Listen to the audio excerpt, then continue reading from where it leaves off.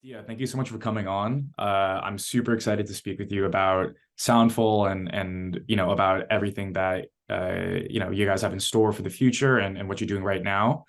I think the best way to get started would just be for you to introduce your background in music and in tech, how you got started in both, and we'll speak more in Soundful after that.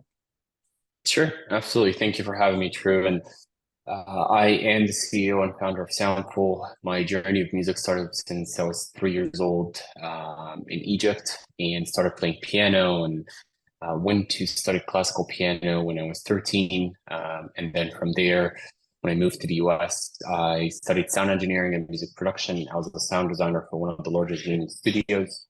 And from there, I went the route of touring artist, DJ, producer. I was signed to a few of the major record labels as well as some of the labels in the Europe market. And my career shifted to ghost production. And this is when I decided to leave the industry and went the entrepreneur route, started multiple ventures, had successful exits. And most of the ventures were in the AI ML side, and that really opened my eyes. And this is when the light bulb went on for starting Soundful.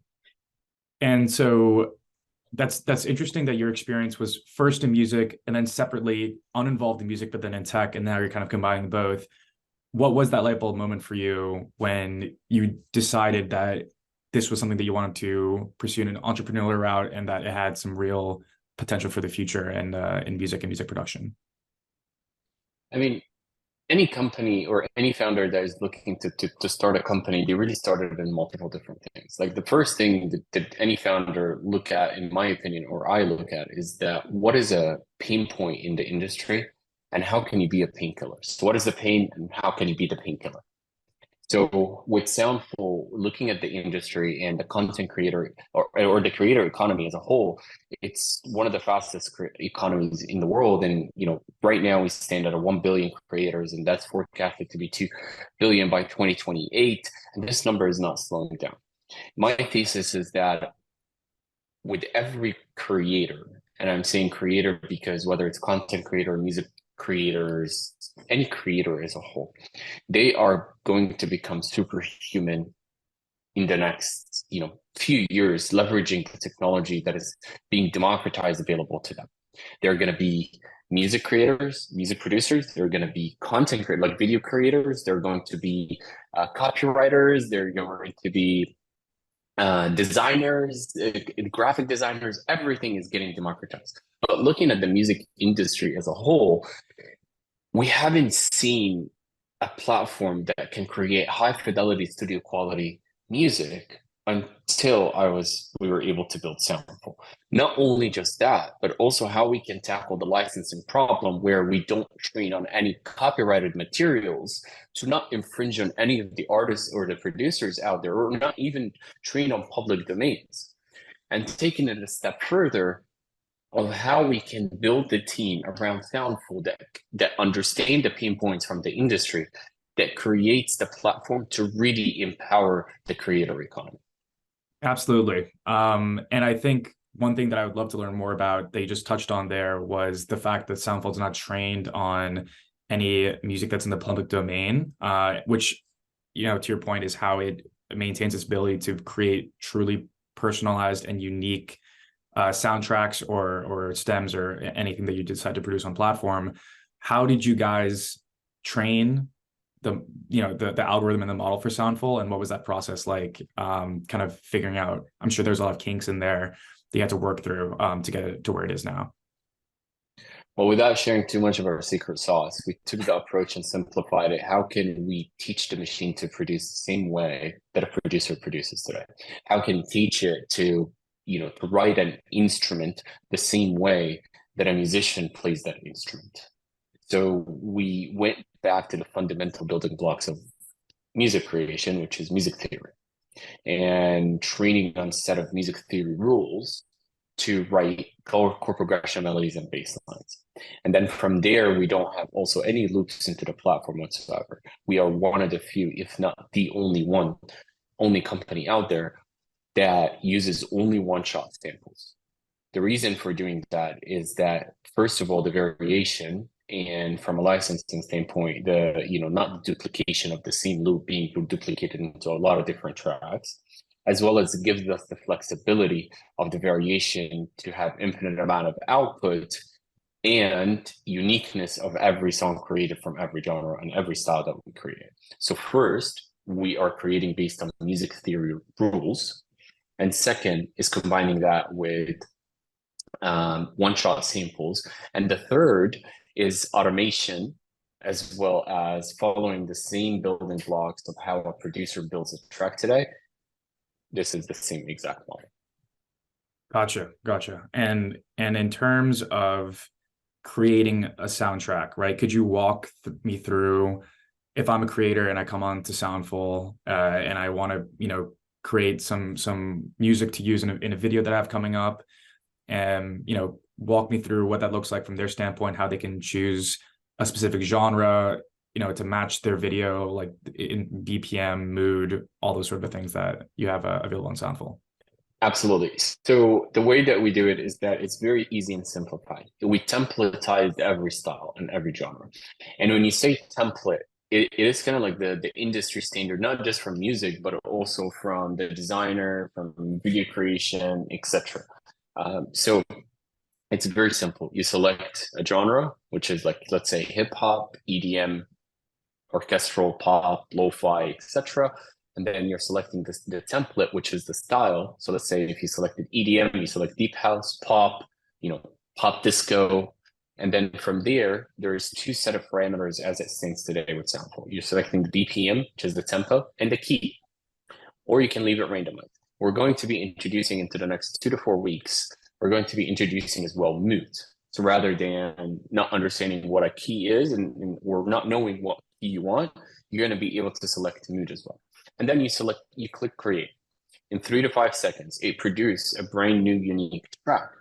Even leaving the same parameters that you selected the same and clicking create again, if there is 1,000, 1,000,000 people selecting the same exact template, the same exact key and BPM, and clicking create, the platform will never produce the same track twice.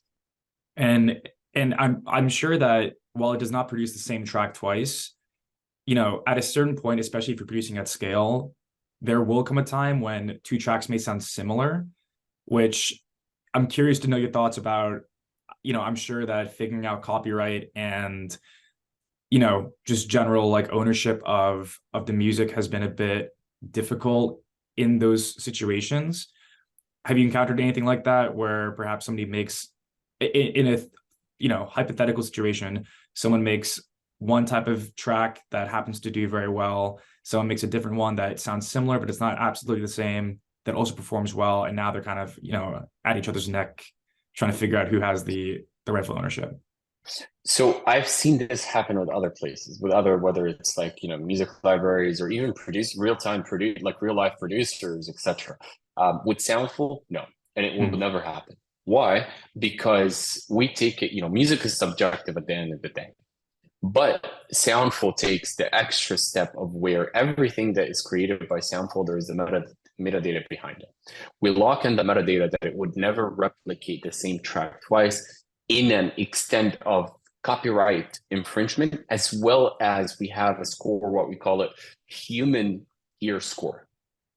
And the human ear score is that how differentiated that track from the other, and then it locks those exact parameters that it doesn't come even remotely close to it, that it will make sure that it doesn't infringe of anything that the platform has created, and it is unique enough that you can differentiate both tracks from both users. Understood. Totally understood.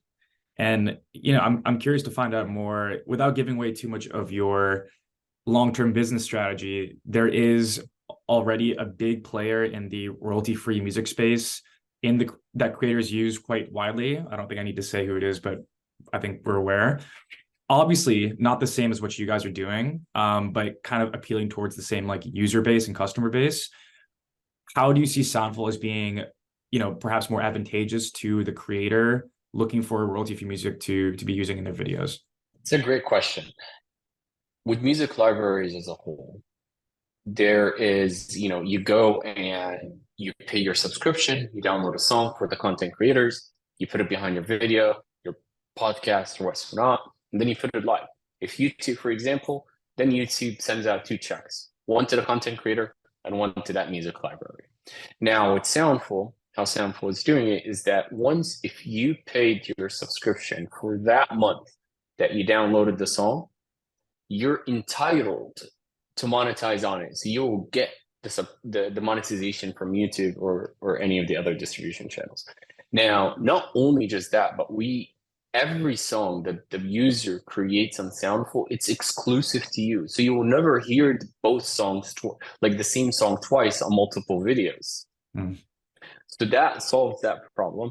And we are opening up, what we're seeing is that content creators on our platform, 97.6% of our content creators, we also have a global track library that is royalty free that to just pattern match up the industry standard today.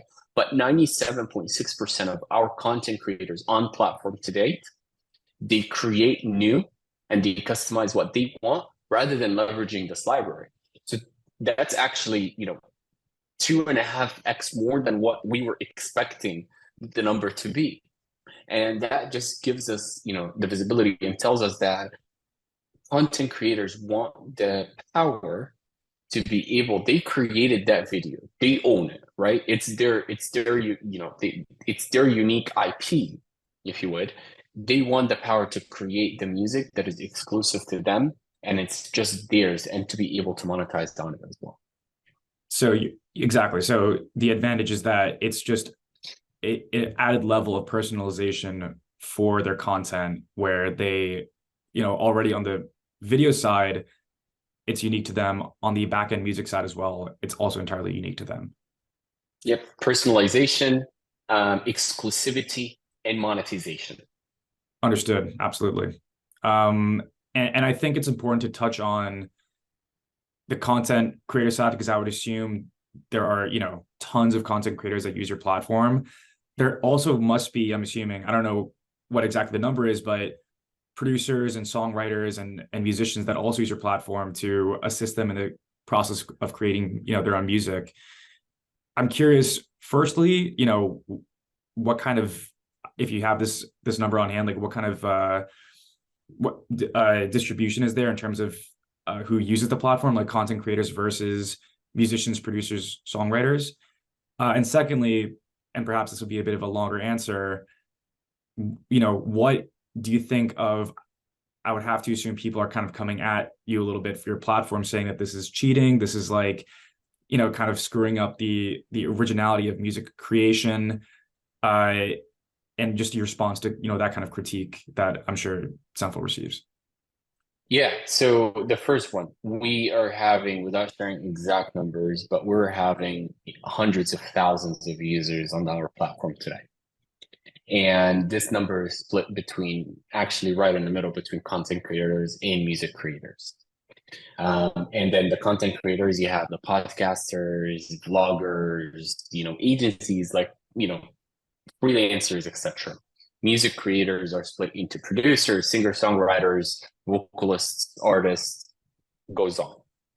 Now, my take on that AI will, it takes away the originality, it takes away, it's cheating, etc. Or it's going to take jobs away. That's the most famous line that we hear. Right. Well, my view and take on this is that it's not AI that will take the human job away. It's the person that is leveraging the technology that will position the threat towards your job.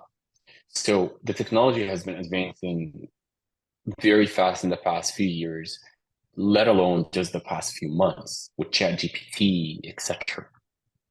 And now we have been, as musicians, if you take a step back, as musicians, we've been using machine learning and artificial intelligence in our DAWs by leveraging technologies like Isotope for mixing and mastering. Well, that's not just magic, that's powered by machine learning, right? Right. Like certain VSTs, like that helps you with chord progressions, that helps you with with melodies, etc. This is all, or even on the video side, on the video creators side, templatized effects, templatized skins on whatever you're creating on gaming, etc. All of this is powered by ML and it has AI behind it. Now, I see that, in my opinion, what will make a song unique and will make it chart is not the perfection that comes out of the platform with. It's the imperfection that the human adds to it. Mm. My view is that human plus machine is superhuman. It gets you to an outcome faster. It gets you over creativity blocks. It gets you new ideas. It opens you to tap into different genres that you were never able to tap in before. And that's on the music side. But for video creators, right, it gives you customization. It allows you to create something that is unique to you, and it gives you inspiration. And it's straight to the point without having to run. Like, the biggest pain point, actually, if you ask any video creator, is they spend hours finding the right song. It's not editing, it's not shooting, it's not coming up with ideas, it's the music behind it. Mm. So Yeah. And that's I would just that's quickly, I was going to say, I'm sure it's the same on the producer's end as well. They spend hours looking for the right drum kit, looking for the right synth, the right bass. not only that, but you can spend days that you're in a rut, you can't write. Period. I've been there, and there is not. I don't care if you're the up and comer or the Grammy Award winners of the world. You go through creativity blocks, you go into ruts, and in a lot of cases, also you don't tap into different genres that you're not good at because you just don't have. You don't have. It's not that you don't have the creativity, but you just don't have the background and knowledge to go into these genres. Now, the higher end of the people, of course, they can go into them, tap into different ones. In my opinion, that people are split into two. It's either, and it's very few that you have both, but people are split into either creatives or productives, right? So the person that is creative, they're great at coming up with new ideas, but a lot of the times they don't see it through. And a lot of the people that are very productive, they have struggling coming up with ideas, but they can always take it to the end, to the finish line. Well, Soundful is in between those two. It gets them connected. If you're not a creative, it will come up with these ideas for you. If you're a productive, it will give you that creativity for you.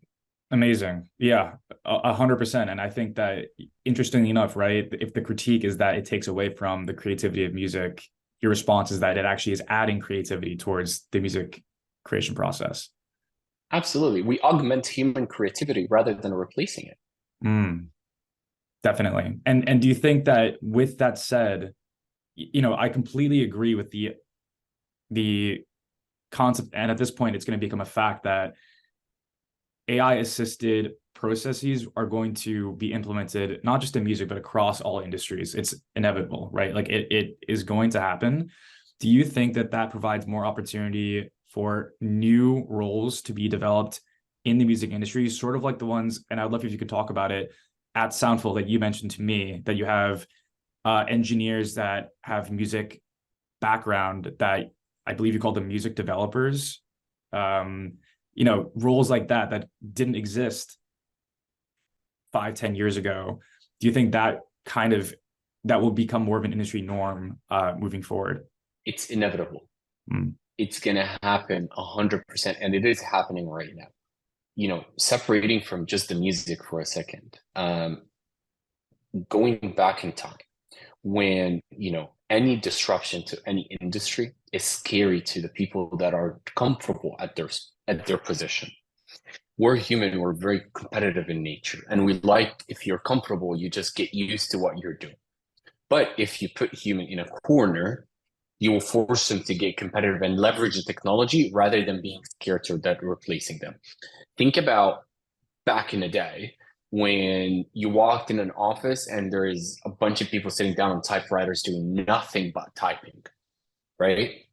Now, the advancement into Word, that created new jobs, right? that created new jobs, that helped people that are not great also at grammar and punctuation and things like that, that is just assisting them moving forward. And now you have companies like Grammarly that is taking it completely to the, to even a different level, leveraging ML and AI. And they're allowing people that are not, like, English is not their first language, or other languages that are not their first language, that they write it professionally and to get their point across. This is not cheating. This is just a tool in your toolbox. If you're going, then flip it around to the music industry. When the drum machine came out, they said this is cheating. And then people started like adapting to it and adding it as a tool under it. When synthesizers came out, like specifically the orchestrals, they said, no, this is cheating. We don't want it. But look, now it just opened a completely different people to be able to leverage this, and it got added to, in certain cases, to the orchestral. So it's every technology, every advancement, there is going to be a pushback towards it. But the people that are going to come across are the people that are leveraging the technology and make it work for them, rather than being scared that it will disrupt their job. Totally. Yeah. I 100%. And I think, it's something that people might be adverse to right now because it is such a frightening concept, that technology, that we are kind of in the midst of what will be another seismic technology shift globally and across all sectors. But I entirely agree that it creates more opportunity. Nobody can really foresee that opportunity because it doesn't exist yet. But when it does, we'll kind of look back, like you're saying, to those instances previously and kind of realize that it was for the better or for the better, and perhaps just inevitable, I think is the most appropriate term. It's going to happen. And absolutely. Yeah. But just to quickly touch on the music developer side of things, I know that you guys talk a lot about at Soundful being human assisted AI. So because I don't want to, have anyone walk away from this thinking that Soundful is just like a machine that just like pumps out, unique personalized music. What role do humans play at Soundful in terms of assisting AI generated music?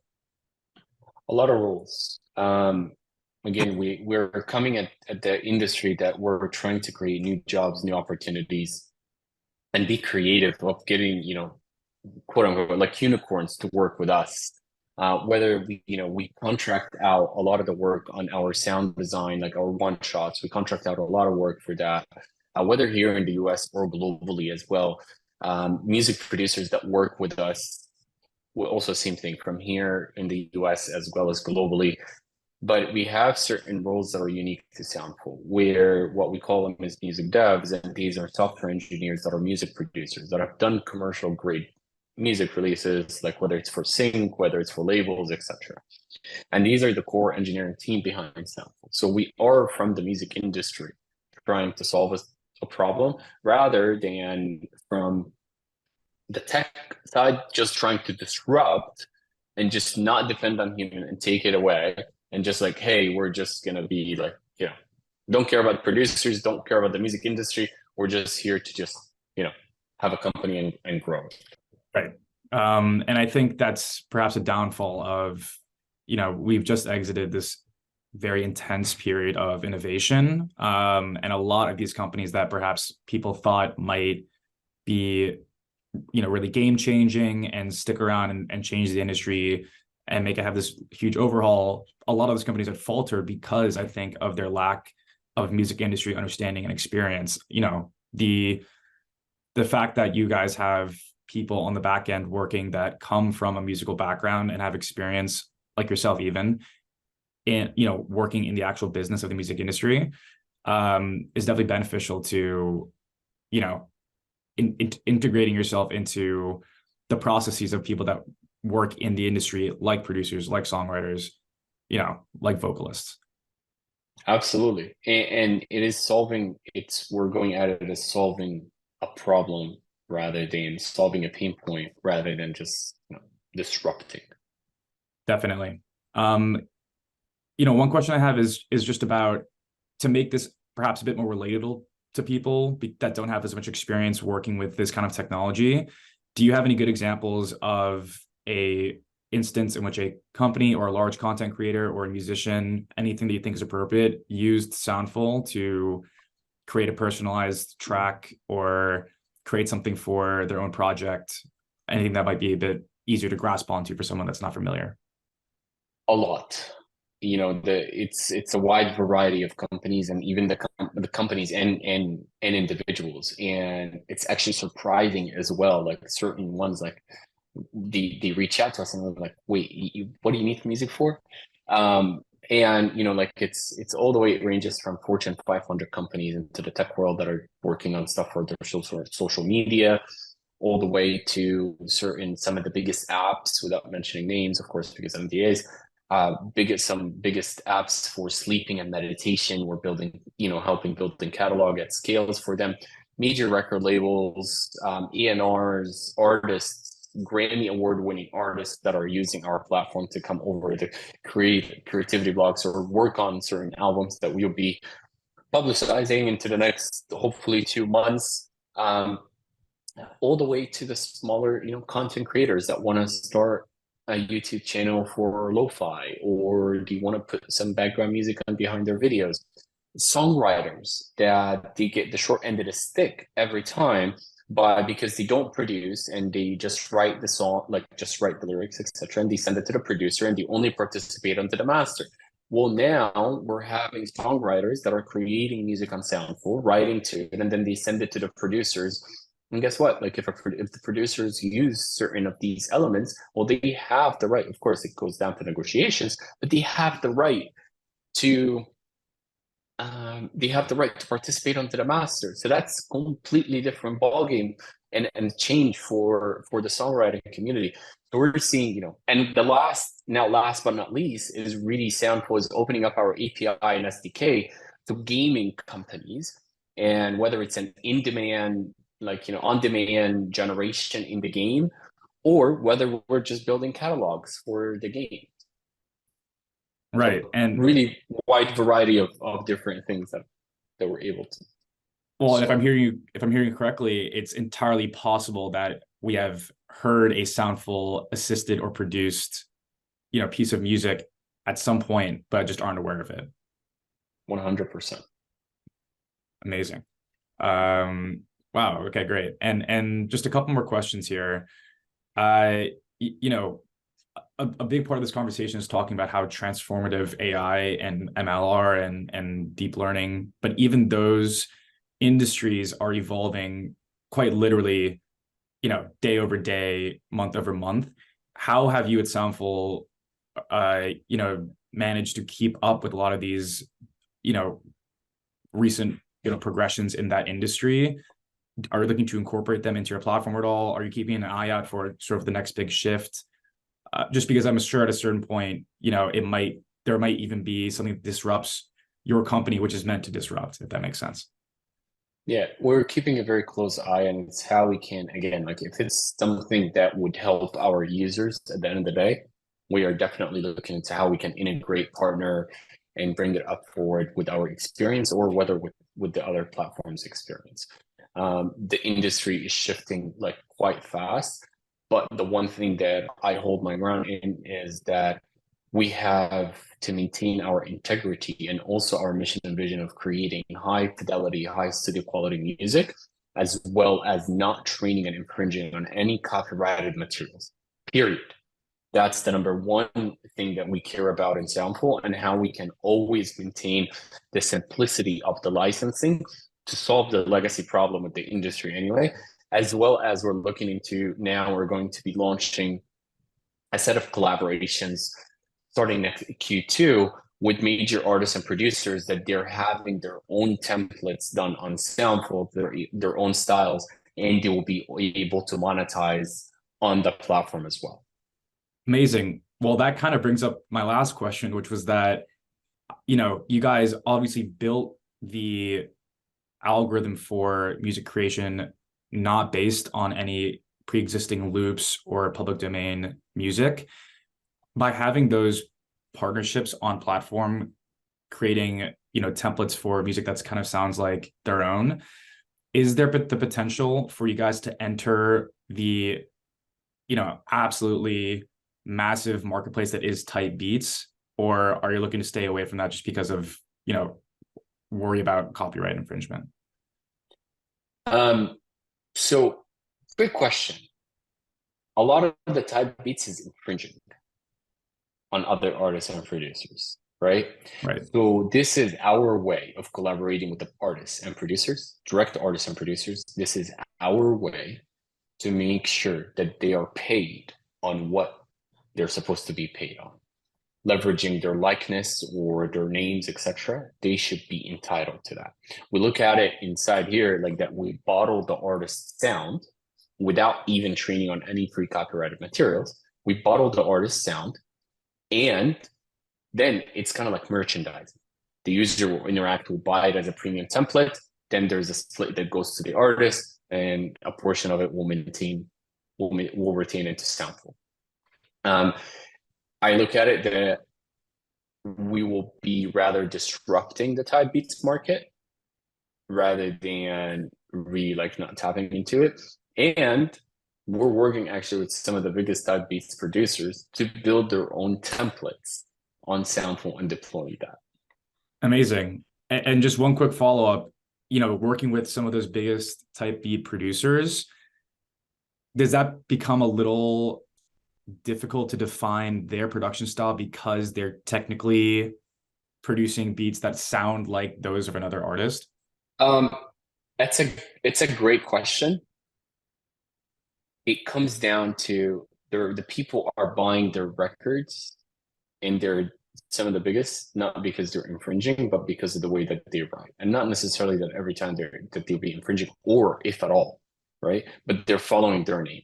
So now it's just we're giving them, rather than if this is a hack for them, like type beats to say like a Gunna type beats or something along those lines. This is just a way of us like offering a new opportunity for them to monetize on their name and to build their own brand that they already built, and just like take it a step further with our in scaling them.